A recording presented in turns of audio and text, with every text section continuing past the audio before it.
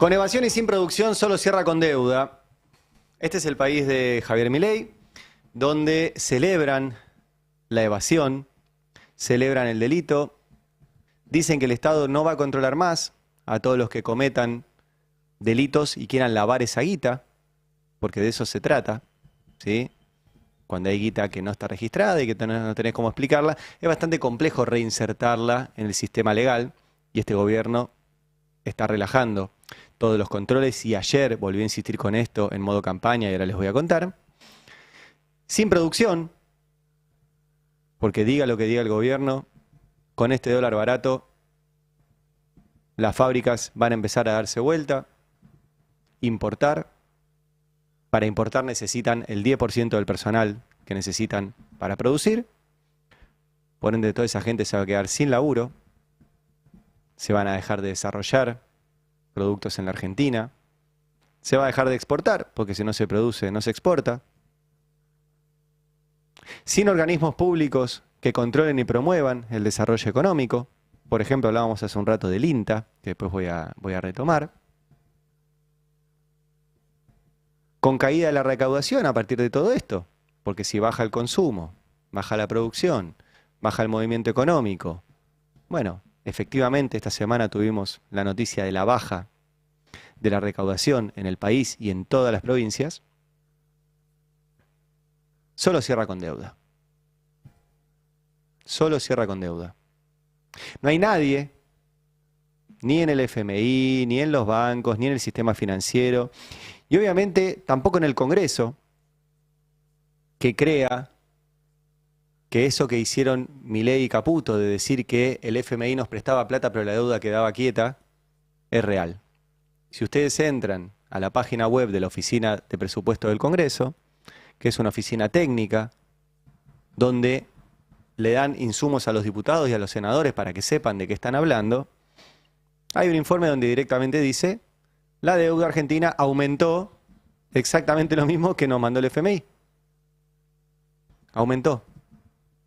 Y aumentó también la deuda con el Banco Mundial, y aumentó la deuda con el BID, y aumentó la deuda con los bancos, y aumentó la deuda con los inversores extranjeros la semana pasada, 1.000 millones, y va a seguir aumentando, porque es el único camino que tiene este gobierno si mantiene el dólar barato, no se produce, no recauda y festeja la evasión. La única forma de sostenerlo es con deuda. Voy a volver a insistir, porque la semana pasada pasan tantas cosas, pero el ministro Caputo le dio a sus amigos, inversores financieros, un instrumento que le da 30% de rentabilidad anual. Un choreo. Solamente para juntar 1.000 millones de dólares, que para un país es nada, nada, pero con una mecánica que puede repetir y repetir y repetir y repetir, y después ese 30% de ganancia en dólares anual, mientras mantengan el dólar quietito, y si no, se va reduciendo de a poquito, pero piensen que un bono del Tesoro de Estados Unidos no da nada, da a veces 0,5, 1, 2%, 3%, esto le dan 30. 30 anual, en dólares, a los inversores extranjeros, solo cierra con deuda. Y la deuda, como decía Nicolás Avellaneda, presidente en ese siglo al que Milei quiere volver, que es el siglo XIX, una de las sonceras que está en el manual de sonceras de Jaureche, era una soncera de Nicolás Avellaneda, que dijo: pagaré ahorrando sobre el hambre y la sed de los argentinos. Porque ya en ese momento estábamos endeudados. La deuda no es algo nuevo. Y Milei siempre repite que quiere volver a ese momento de la Argentina. También retratado, y les recomiendo un documental sobre Juan Vialet Macé, que era un funcionario de ese gobierno, que el ministro Joaquín B. González, como Juan Vialet Macé era un funcionario bastante molesto, le dijo: anda a recorrer las provincias y hacemos un informe de cómo anda la cosa. Y volvió Juan Vialet Macé con un informe sobre el estado de la clase obrera en la Argentina. Ese informe tiene 2 tomos, es muy interesante si lo quieren leer, se consigue en las librerías de usados. Y básicamente dice que la Argentina que dejó ese siglo era una Argentina profundamente desigual, de desnutridos y analfabetos. de desnutridos y analfabetos. Y Milei, si ustedes lo recordarán, dice sistemáticamente que quiere volver ahí y repite esa soncera de Nicolás Avellaneda de que va a pagar ahorrando sobre el hambre y la sed de los argentinos. Por eso esto solo cierra con deuda, mientras festejan a los evasores, mientras no se produce y mientras tenemos conflictos todos los días, donde ahí sí no se paga. Voy a primero repasar los conflictos que siguen vigentes, porque vale la pena. Uno de ellos es el del Hospital Garrahan, que es muy significativo. Acá estamos viendo imágenes de la movilización ayer de los trabajadores del Garrahan.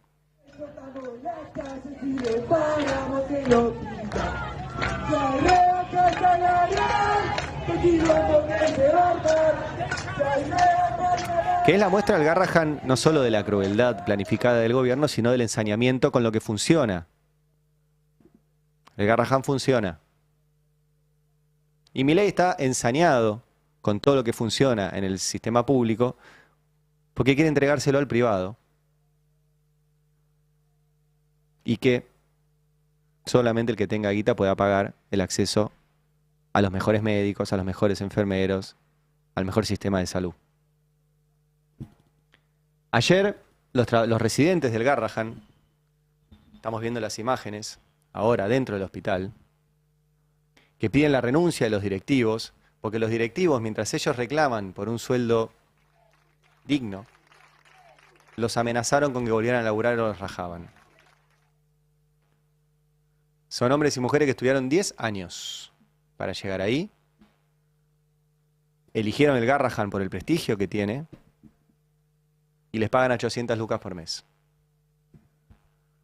Y el gobierno sigue ninguneando todo esto. Ayer en la Cámara de Diputados se iba a votar un proyecto por la situación del Garrahan. Y los diputados del gobierno, los macristas, incluso algunos colaboracionistas con el gobierno, se pararon cuando esto sucedía. Mira la imagen. 25, 6093 de 24, 2837 de 25, 2854 de 25, 2825 de 25. Se vota. ¡Qué vergüenza! No hay pobreza. ¿Cómo se están ahí? No habiendo quórum para votar, la moción solicitada queda levantada en la sesión. Muy buenas noches. Se fueron en vez de votar esto. Y esa es la situación del Garrahan. Hablábamos hace un rato del INTA. El INTA, un organismo absolutamente clave para pensar el país. Instituto Nacional de Tecnología Agropecuaria. Presencia en todo el país, en todas las provincias. Que genera mucha guita el INTA. Genera mucha guita. Después no participa de las ganancias de esa guita. Siempre les recomiendo, voy a recomendar varios libros hoy, algunos ya varias veces. Hay un libro que está buenísimo, además tiene que ver con lo que vamos a hablar en un rato con Beldic, que es con Elon Musk, que se llama El Estado Emprendedor, de Mariana Mazzucato. Mariana Mazzucato cuenta en ese libro cómo el Estado puede funcionar como emprendedor, puede intervenir en la economía y direccionar qué sectores quiere que crezcan, según las capacidades del país, lo que le conviene, lo que quiere desarrollar. Pone ejemplos, y el ejemplo que pone justo en estos días es de Elon Musk, que existe gracias a que el Estado le inyectó plata, le inyectó tecnología y promovió después que la gente adquiera sus productos. Y está bien que el Estado haga eso, siempre y cuando después participe, plantea Mariana Mazzucato, en las ganancias que eso genera. Después no participa y queda como el Estado emprendedor bobo. Esto lo digo yo, no Mariana Mazzucato. Bueno, el INTA ha posibilitado el desarrollo no solo de economías regionales, de pequeños productores, de campesinos. Ha salvado economías enteras. Recién hablábamos con el presidente del INTA, el expresidente del INTA, Carlos Paz. Nos contaba que el INTA salvó el Malbec. Salvó el Malbec. Mendoza debería estar paralizada frente al intento de desguace del INTA. El INTA creó el silo bolsa, que es la posibilidad que tienen los productores agropecuarios de guardar su cosecha sea porque lo necesitan, sea porque quieren, sea para presionar sobre el dólar, sobre las retenciones, etcétera. El silo bolsa, clave para la economía de nuestro país. Y son simplemente 2 ejemplos, el INTA intervino en muchísimas cosas más. Y es bueno que lo conozcamos, sobre todo porque lo que no se conoce no se puede defender. Y ese es un temón, el del INTA. Y en estas horas, Sturzenegger está afilando la guadaña, está prendiendo la motosierra para destrozarlo. Aprendizaje para el futuro. Cada cosa, creo yo, esto es una propuesta mía, cada cosa que se haga con un desarrollo estatal tiene que tener grande un logo que diga, esto se logró con fondos públicos. Los silo bolsa que hay en la ruta tendrían que tener un cartel que diga, este silo bolsa es un desarrollo del Estado Nacional Argentino. Las botellas de vino Malbec deberían tener un cartel que dijera, esta uva se salvó gracias a que el Estado argentino, con fondos públicos, sostuvo que esto exista. Y así con cada una de las cosas. Porque si no, cuando no se conoce, viene un gobierno, miente, dice que no sirve para nada y lo desguaza. Lo mismo está pasando, y sigo con algunos de los conflictos actuales, con ARSAT. ¿Sí? Protestas adentro de ARSAT, nuestra empresa de tecnología satelital. Mirá esto ayer.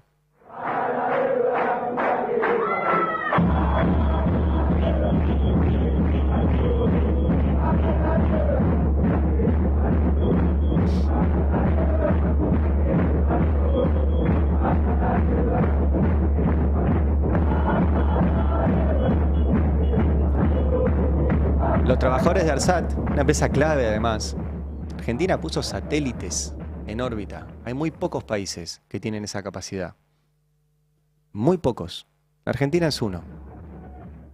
Y a los trabajadores los dejaron casi 300% abajo de la inflación desde que asumió Milei. Congelaron los salarios de esta empresa. Es inexplicable. Inexplicable. Entre julio de 2023 y mayo de 2025, los trabajadores de ARSAT están 286% abajo de la inflación. Y obviamente ayer estaban protestando. Hay también conflicto en los medios públicos. Miren lo que pasó ayer en Radio Nacional. ¿Sí?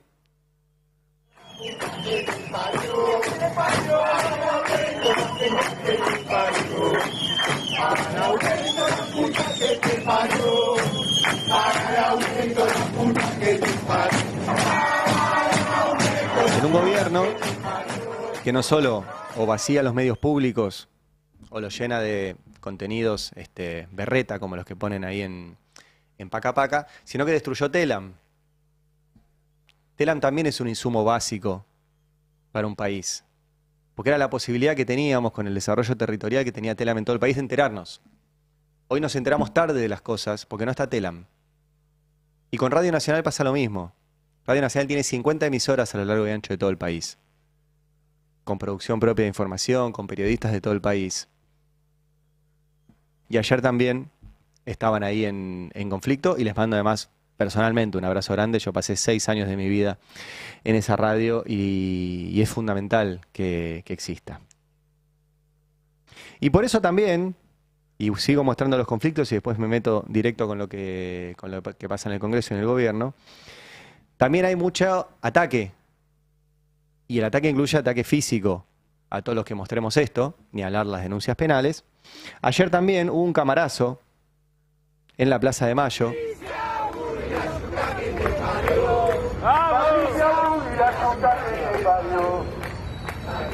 De Argra, de los trabajadores, de los reporteros gráficos, junto con el CIPREVA, con el sindicato de prensa. Ahí lo veíamos a Fabián Grillo, al papá de Pablo, que por suerte le dieron el alta. Pero todas las veces que hay una movilización, hay algún colega, camarógrafo o fotógrafo, agredido a propósito. A propósito. Le pasó los últimos casos, obviamente el de Pablo Grillo, nuestro compañero Caloyán Santos, que fue el que sacó la foto que permitió identificar al agresor de Pablo Grillo, lo echaron del Ministerio de Cultura por sacar esa foto. A Tomás Cuesta, gran colega, lo detuvieron y le pegaron. A Antonio Becerra, que fue el que le sacó unas fotos a Santiago Caputo, y Santiago Caputo primero lo intimidó y le sacó una foto a su credencial. A la siguiente marcha que fue a cubrir fueron directo a gasearlo,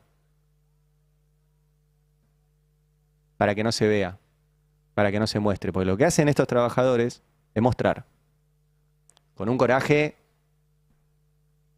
yo no lo tengo. Pararse con una cámara frente a los milicos que se van a pegar y sacar fotos para dejar registro, es de un coraje increíble. Así que ayer también estaban ahí en la Plaza de Mayo pidiendo basta de ataques a la prensa. Estos son un mínimo resumen de todos los conflictos que hay. Hay universidad, hay CONICET, personas con discapacidad que hablamos hace un rato que también estuvieron esta semana manifestándose. Y todo esto se discutía en el Congreso, algunos de los temas. Por ejemplo, el aumento de los jubilados, por ejemplo, la emergencia en discapacidad, la ampliación de la moratoria. Y desde el gobierno lo único que dicen es, todo se va a vetar. Escuchémoslo al jefe de gabinete, Guillermo Francos. Confirmado que si el proyecto de reforma jubilatoria avanza, el presidente del gobierno lo va a vetar, ¿no? Bueno, lo ha dicho el presidente de la Nación, lo hemos confirmado todos. La realidad es que pretendemos que el Senado no apruebe el despacho, la media sanción de la ley, pero si lo hace, obviamente vamos a vetarlo. Ayer leí un tuit muy bueno de @guapoherminio que decía, mirá lo sólido que es algo así lo estoy citando de memoria, pero mirá lo sólido que es el plan económico de Caputo, que aumentarlo un poquitito, así chiquitito a los jubilados lo hace temblar. Es evidente que no es sólido. Pero no es solo el gobierno. Miren, por ejemplo, el tuit ayer de Martín Tetaz, ¿sí? Un hombre del radicalismo, que vuelve a insistir con esto. Dice, es increíble que tanta gente inteligente no conecte las jubilaciones de hambre con el hecho de haber jubilado 4 millones de personas que no aportaron. La tasa de actividad, que incluye a los que trabajan en blanco y en negro, pero también a los desocupados, es del 48%, pero jubilaron al 98% de los adultos mayores. No existe ningún sistema previsional del mundo que tenga cobertura universal y buenas jubilaciones. Cuando la clase política toma la decisión de jubilar a todos, los está condenando a la miseria porque Papá Noel son los padres. Martín Tetaz se abstuvo, ¿no? Se abstuvo en la votación del otro día. Entiendo, ¿se abstuvo o votó en contra? Ahora te lo chequeo. Pero obviamente no lo apoyó. Es loco porque esto se hizo durante los gobiernos kirchneristas, ¿sí? Con una decisión en su momento de Amado Boudou, de una idea de Amado Boudou, decisión de Cristina, de estatizar las FJP, que eran un gran choreo para los jubilados, porque lo que hacían era captaban fondos de trabajadores diciéndoles vos lo vas a tener a futuro, con esos fondos se autocompraban acciones propias a precio inflado del propio grupo económico y se quedaban con esa guita para hacer otros negocios. Se capitalizaban con tu plata. Lo que se le ocurrió a Boudou fue, hagamos algo útil con esa plata, que es reinsertémosla en el sistema productivo, que con esa guita el Fondo de Garantía de Sustentabilidad invierta en proyectos productivos, por ejemplo en Atucha, que ese proyecto productivo genere movimiento económico, genere puestos de trabajo, genere aportes. Y lo que es increíble, tomando los términos de Martín Tetaz, es que no entienda que el problema es que ustedes transformaron una pirámide en una torre. Y ahí sí nunca se sostiene el sistema solidario. Porque el sistema solidario de jubilaciones es los trabajadores de hoy sostenemos a los jubilados de hoy. Porque somos más trabajadores que jubilados. Entonces, la base sostiene a la pirámide. El problema es que cada vez que gobierna la derecha, la base de la pirámide se achica. Entonces ahí se torna insostenible. Y la producción se achica y el consumo se achica. Por eso es insostenible. Pero además de todo eso, Tetaz se abstuvo, ¿sí? Y votó en contra de la moratoria. Mirá, gracias, Beldic.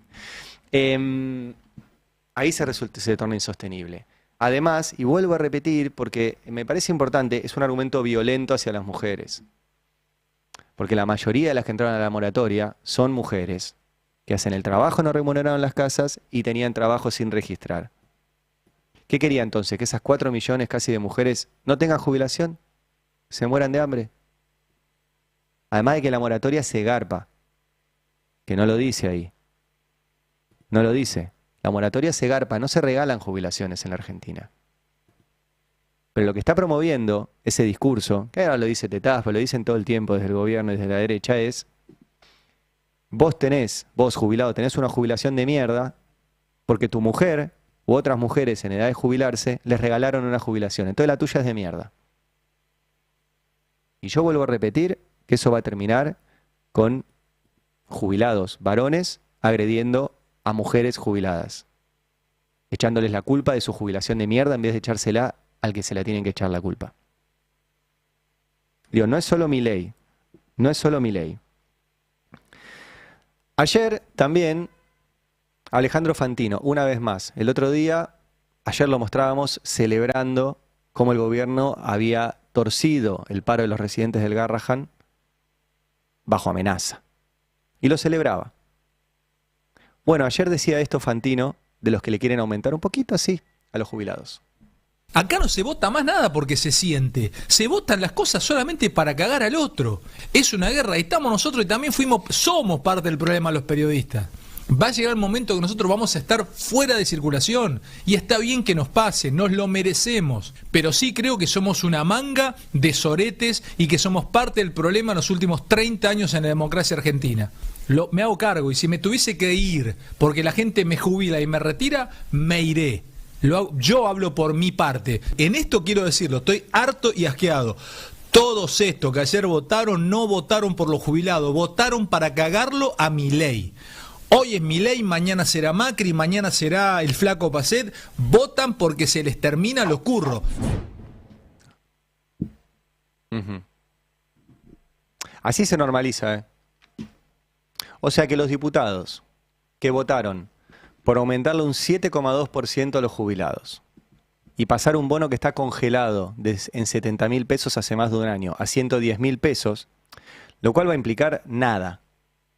Como bien dijo el diputado Sergio Palazzo, dirigente de la bancaria, va a implicar 2,5 kilos de carne. Entonces, según Fantino, que se autopercibe periodista, le quiero aclarar en la víspera del Día del Periodista que trabajamos de cosas distintas. Porque si dijera la verdad y si hiciera periodismo, pondría en contexto. ¿Cuánto representa el impacto fiscal de lo que votaron los diputados ayer? El 0,4% del PBI. ¿Cuánto representa la baja de bienes personales que seguramente paga Fantino? Si es que tiene sus propiedades registradas. La baja de bienes personales que pasó del 2,5 del patrimonio al 0,25, o sea, dividieron por 10 el impuesto a los más ricos, representa el 0,4%. Entonces, si Fantino hiciera periodismo, pondría en contexto las cosas.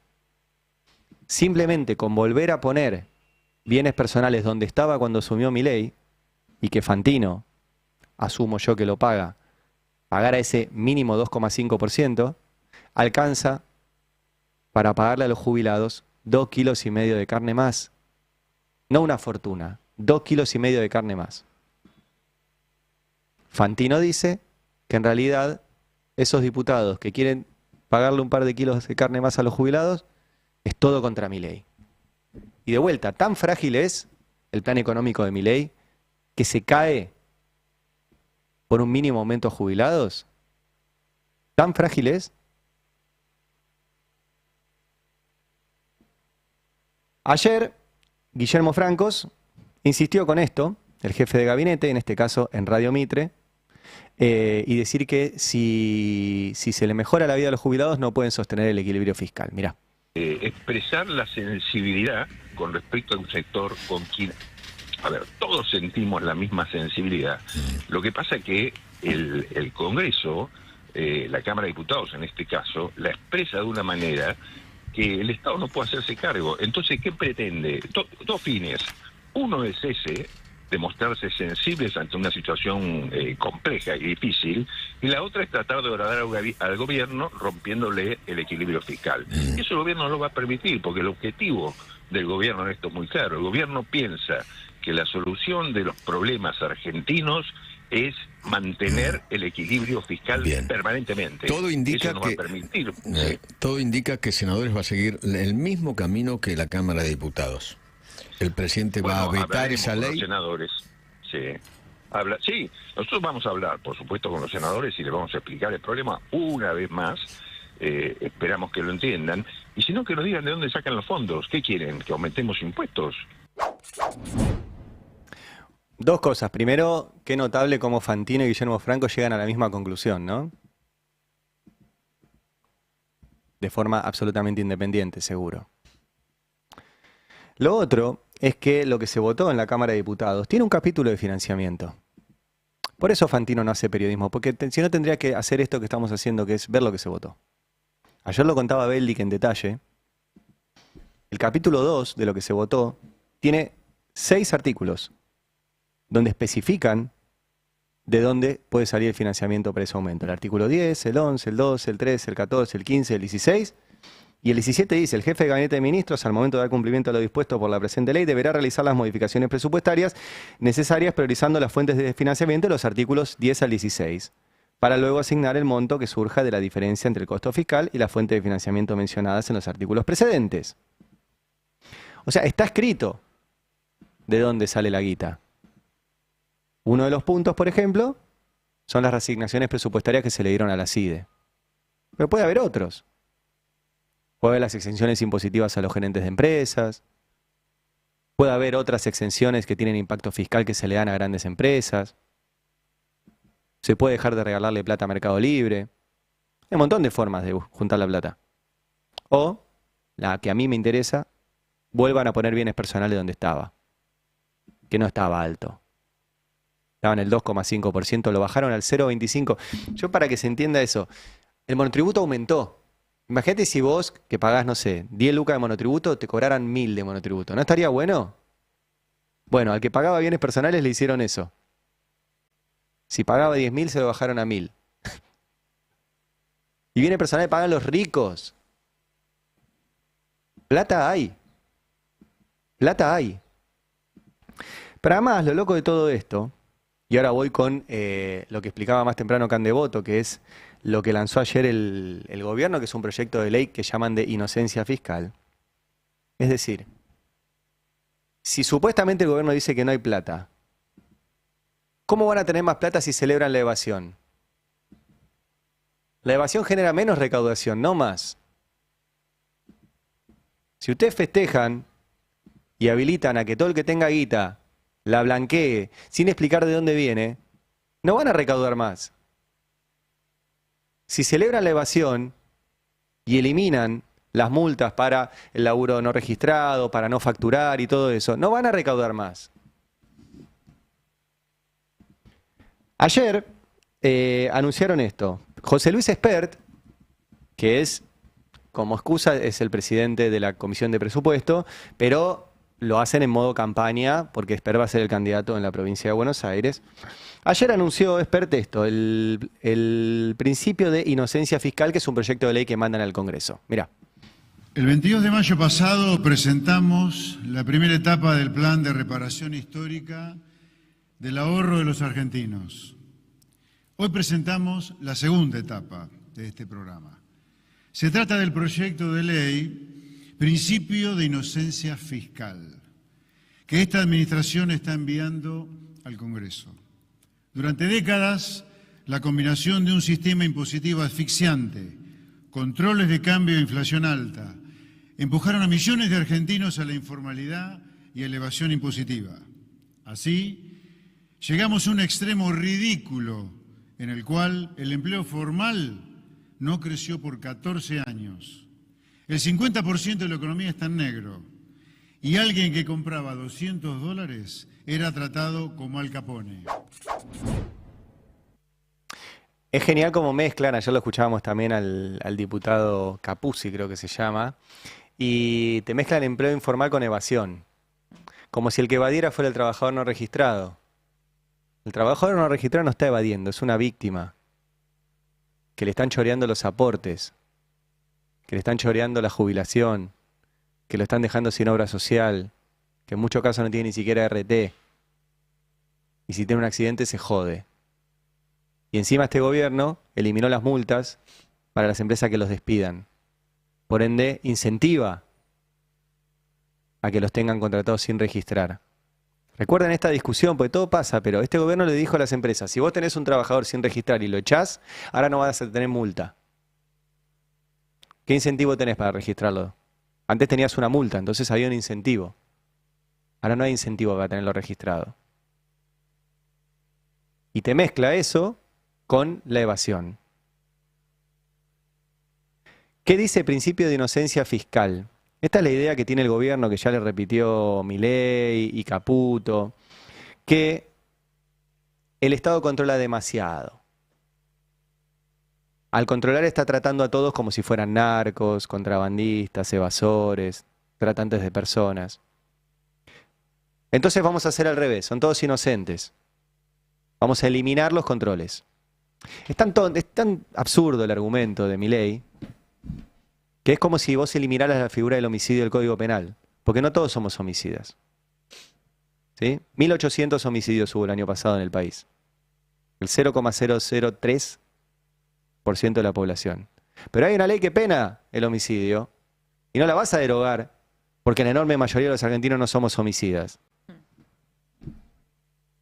Lo mismo con el robo y lo mismo con todas las leyes que sancionan. ¿Qué dice Milei? Al revés, no. Solamente en el caso de los evasores vamos a liberar. Ayer hablábamos de los aumentos de los umbrales de la Unidad de Información Financiera, que es el organismo que controla el lavado de dinero en la Argentina.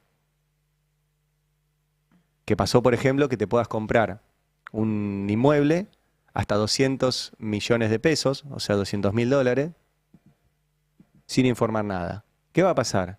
Van a estar todos a 199.999.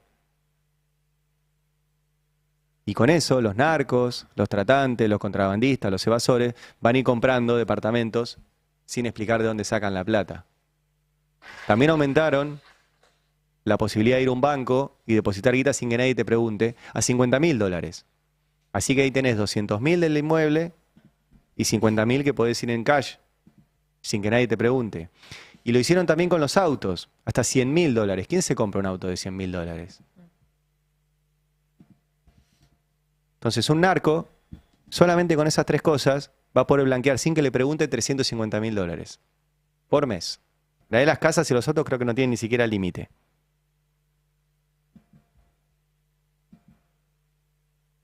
Están transformando a la Argentina en una guarida fiscal, en un paraíso del lavado de guita. ¿A quién le interesa esto y qué reparación de los ahorros significa? ¿Qué reparación de los ahorros? Posta, ¿alguien que haya tenido ahorros, $10.000, $15.000, $100.000, tuvo algún problema alguna vez? Acá lo que están haciendo es lavar guita y habilitando el lavado de guita. Y lo están haciendo en clave electoral. Ayer decía esto, experto. A ver, repito, ayer se volvió a cometer el delirio de que la fábrica de leyes sancione leyes ilegales. No puede haber leyes donde se aumente el gasto público sin financiamiento. Es ilegal. El Congreso argentino sancionó una ley ilegal o varias leyes ilegales en el día de ayer. O sea que para que la política se amiste, se amigue de nuevo con la sociedad, va a tener que cambiar y mucho. Pero hacia donde tiene que cambiar es a donde este gobierno va. Es a decir las cosas como son, en no mentir, etc. Si este proyecto de ley no prosperara, repetimos y repito hasta el cansancio, va a ser la política la que va a tener que rendirle cuentas a la sociedad por qué la política sigue estando tan en contra de los argentinos, tan en contra de su progreso, de su bienestar y de su libertad fundamentalmente, porque esto se trata del proyecto. Bueno, no es cierto, ya les conté recién, del artículo 10 al 16 está el financiamiento de dónde iba a salir la guita. Y mi expert dice, bueno, si esto no prospera, la política tendrá que rendirle cuentas a la sociedad. De vuelta, no hay que reparar los ahorros, lo que hay que reparar son los salarios.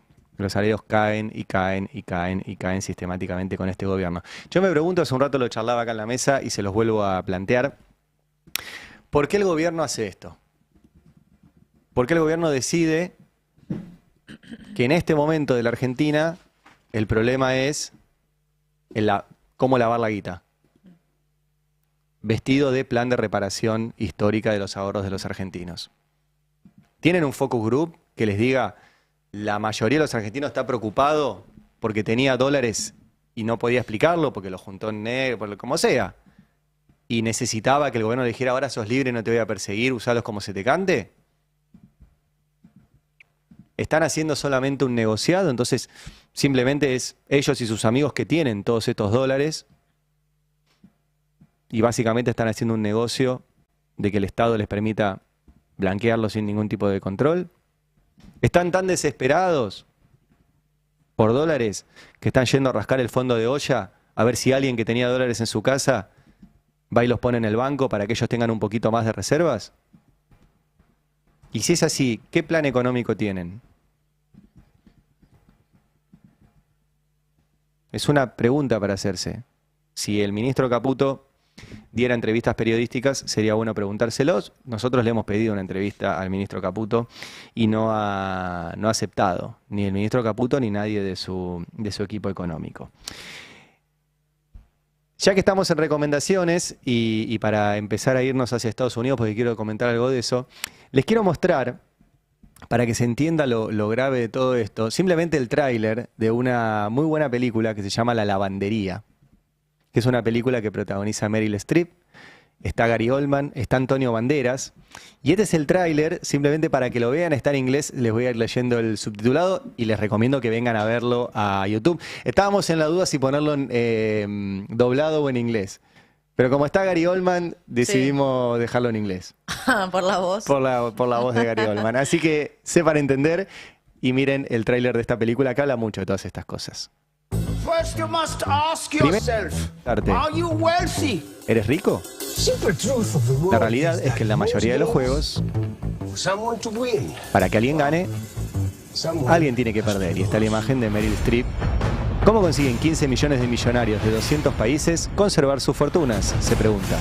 Con abogados como estos. Y están Gary Oldman y Antonio Banderas, basada en la sucia realidad. Es como un cuento de hadas que ha pasado de verdad. Hay confusión sobre quién tiene que pagar. Te agaron y a otros 20 inocentes y alguien lucra con ello. Todo apunta a este buffet. Mossack Fonseca. ¿Qué hacemos ahora? Pregunta Meryl Streep. La historia, les spoileo el inicio, es que Meryl Streep estaba con su marido en un barquito y el barquito se da vuelta y el marido muere. Es la primera escena, no les estoy spoileando mucho. Y entonces intenta cobrar el seguro de la empresa del barquito. Cuando empieza a querer buscarla, sobornos, corrupción, blanqueo, estamos viendo, seguimos viendo el tráiler, que es buenísimo.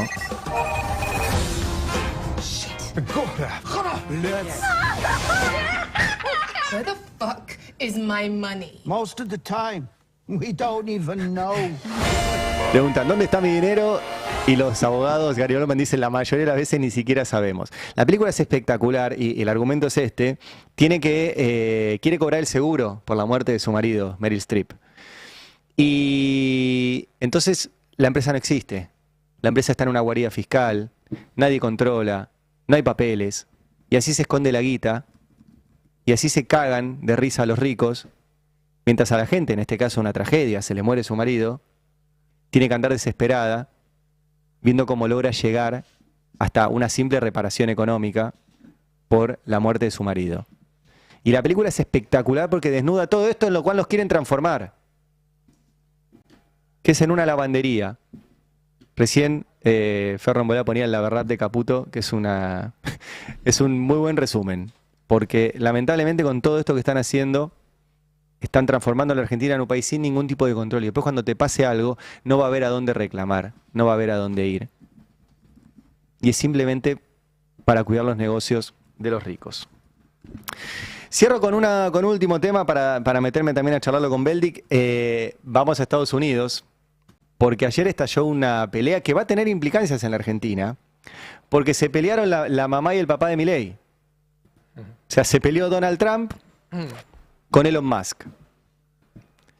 Y es una gran duda de quién se va a quedar con la tenencia de Milei. Porque Elon Musk ha sido uno de los principales promotores de Milei en sus redes, en la red social que es dueño, que es X. Y Donald Trump es el tipo que puede gatillar guita para la Argentina, que fue clave para que la Argentina tenga un acuerdo nuevo con el FMI, que mandó a su secretario del Tesoro, a su ministro de Economía a la Argentina hace un mes, cosa muy extraña, con una señal de apoyo muy fuerte, y ese ministro de Economía dijo, si la Argentina necesita más plata, yo se la doy. ¿Quién se va a quedar con la tenencia de Milei en todo este quilombo? Bueno, vamos a repasar, Beldic. No solo es apasionante si uno lo mira de afuera tipo cine, sino que es relevante de cómo va a impactar esto en la Argentina, de verdad, ¿eh? ¿De qué lado se va a parar Milei en una pelea que se están tirando?